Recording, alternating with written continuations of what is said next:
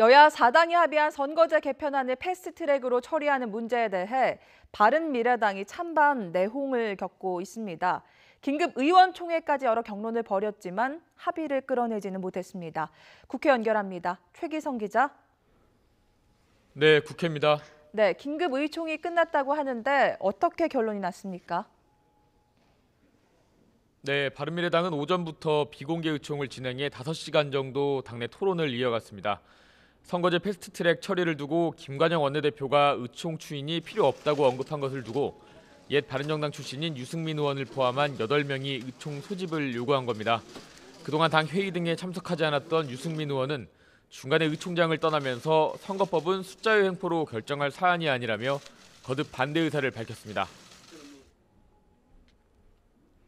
특히 선거법은 이거는 게임의 규칙에 관한 문제이기 때문에 과거 어떤 이 다수 여당이 다수당이 있었다고 하더라도 이 문제는 꼭 끝까지 최종 합의를 통해서 했던 게 국회의 오랜 전통이었는데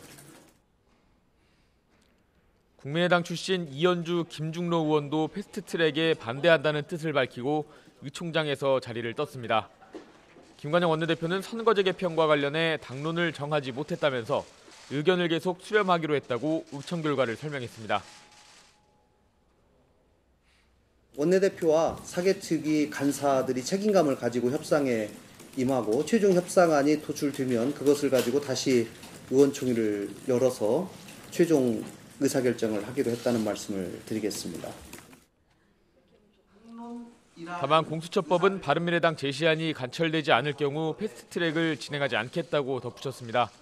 정개특위 협상에 간사로 참여했던 민주평화당 천정배 의원은 5.18 역사왜곡 처벌법을 함께 패스트트랙에 올리지 않으면 선거법도 다시 생각해봐야 한다고 밝혔습니다. 여야 4당 협상 과정에서 다뤄지지 않았던 내용인 만큼 다른 변수로 작용할 전망입니다. 선거법과 공수처법, 검경수사권 조정법안 패스트트랙 처리와 관련해 더불어민주당과 정의당은 내부 조율에 큰 무리가 없는 상황입니다. 하지만 자유한국당은 긴급 의원총회를 열고 좌파 독재를 막아내야 한다며 종전 입장을 굽히지 않고 있습니다. 또 공수처와 수사권 조정은 반대 세력을 짓밟으려는 의도라고 날을 세웠습니다. 좌파 독재 패스트트랙을 그저 눈앞에 보고만 있을 것인지 우리가 여기 가슴에 단 의원 배지를 떼고라도 우리가 이 모두 의원직을 사퇴하겠다는 그런 각오로. 네, 오늘 또 국회에서는 이틀째 대정부 질문이 진행되고 있습니다. 어떤 내용이 오가고 있습니까?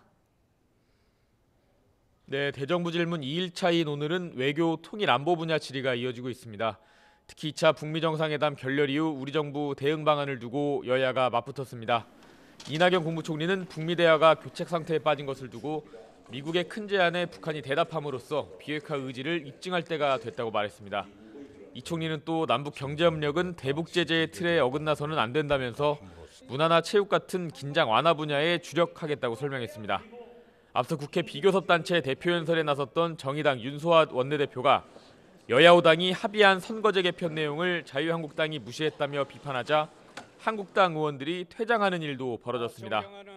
한국당 이만희 원내대변인은 이와 관련해 논평을 내고 정의당이 스스로 민주당 이중대임을 자인하는 것이라면서 당리당략에 눈이 멀어 야당의 역할을 스스로 포기한 것이라고 지적했습니다. 지금까지 국회에서 전해드렸습니다.